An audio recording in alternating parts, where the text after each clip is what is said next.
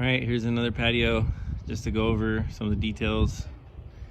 Let's see, we got a Latte Wrap with a white roof, single fan, and a GFCI. Let's keep looking. So the fan's got the fan box on it for inspection, and then the GFCI is on it right here with the weather resistant. You look, the WR is right there, and then you got the 4 screws on the bottom, 4 screws on the top, single header beam, and we did use a connection into the corner to eliminate a post.